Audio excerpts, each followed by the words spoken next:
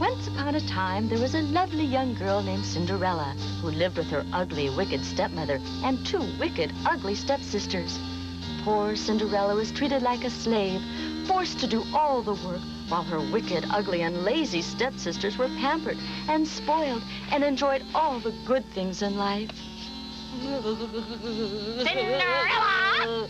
Do you plan to spend the entire day scrubbing the floor? You haven't washed the dishes yet, and my daughter's dresses have to be washed and ironed, and the fireplace has to be cleaned. Now, get to work! Yes, ma'am. By the time Cinderella finished all the housework, it was late and cold.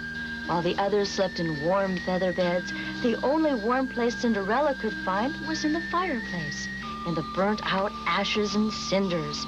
And that's how she got her name, Cinderella. One day, the royal palace announced a formal dance to celebrate the birthday of the handsome young prince. The 2 sisters were fitted with fine, beautiful gowns for the royal ball. They wanted to look their best in hopes the prince would notice them. No, stupid! My daughters wear only golden slippers to a royal event. No wonder I won't let you go. You'd embarrass us with your stupidity. And Cinderella was left behind as everyone else went to the ball.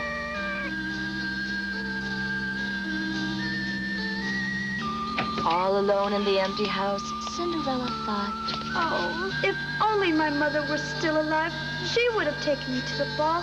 I just know she would. All of a sudden, in a twinkle of magic, Cinderella's fairy godmother appeared. Huh? You aren't alone in life, Cinderella. I've come to reward you for your goodness. I'm sending you to the ball. Let's see now. You'll need transportation, a grand coach and handsome horses.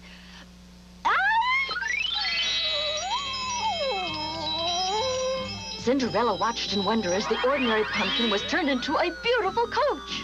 And the startled field mice suddenly found themselves changed into dashing white horses. Cinderella had never seen such a beautiful coach in her life. But who would drive it? The fairy godmother chose Cinderella's most trustworthy and loyal friend for this honor. Ah, and you shall have the finest gown of all. Abracadabra, Kazam. Oh, and notice I've given you glass slippers. Gold is so common. I must warn you, though, you must come home no later than midnight. At the final stroke of 12, my magic disappears. Understand? Yes, ma'am. I promise I'll come home before midnight, and I promise I'll make you proud of me at the ball. It was a magical dream come true. And as her coach approached the royal castle, Cinderella felt like a fairy princess. Her heart pounded with excitement, and she wondered if she would actually see the handsome prince.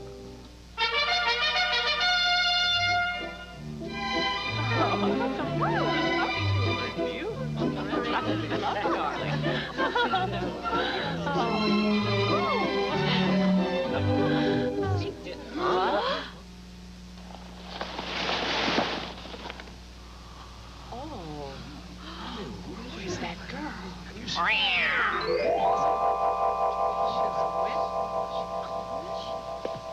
You are a vision of loveliness.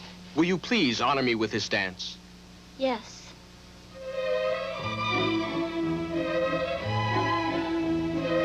The stepmother and the sisters were unbearably jealous. They wondered who this beautiful princess was and where she came from.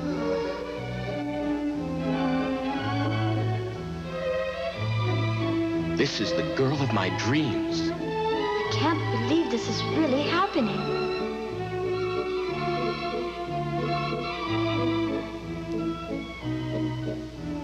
Cinderella was so happy and excited in the prince's arms.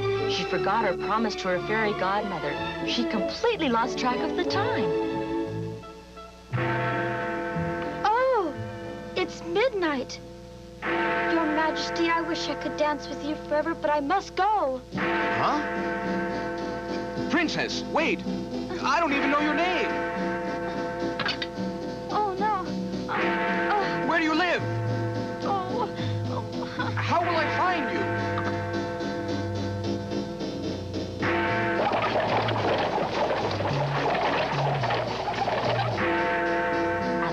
stroke of 12, just as the fairy godmother had warned, her magic disappeared and everything returned to its original form.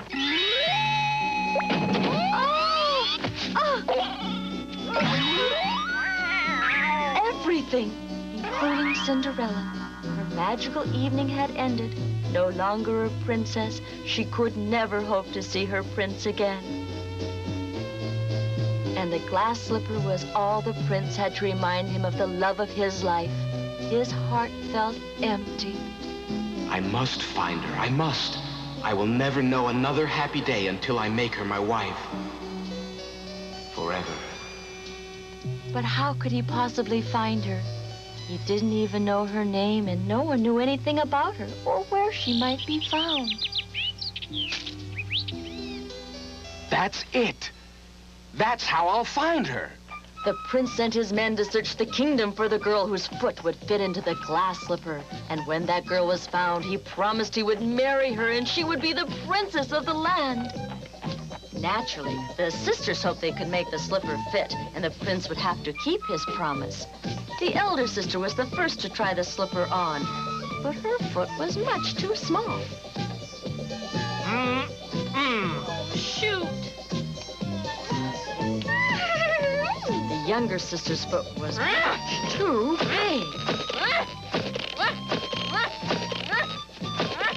Oh, give it up! The stepmother forbid Cinderella to even try the slipper on, but the king's man insisted the prince had ordered every girl to try. So Cinderella obeyed. Of course, it was a perfect fit. It's perfect. You're the girl the prince has searched all over the kingdom for. You are the dream princess. It must be a mistake, sir. I'm not a princess. I'm just a poor, common, dirty working girl. I don't think so. Huh? Your Majesty. You're the one, the princess who danced with me. No, I'm just a humble, ordinary girl. Darling, it wasn't your dress or your jewels that I loved. It was the kindness and tender love that I saw in your eyes. Oh. And I love you too. The prince knew this was the girl he wanted to marry and to cherish and to have by his side forever. So Cinderella became a real princess, and the royal palace was filled with their love as the two of them cherished one another. The fairy godmother blessed their marriage, happy to see that her magic was no longer needed, because true love is the greatest magic of all.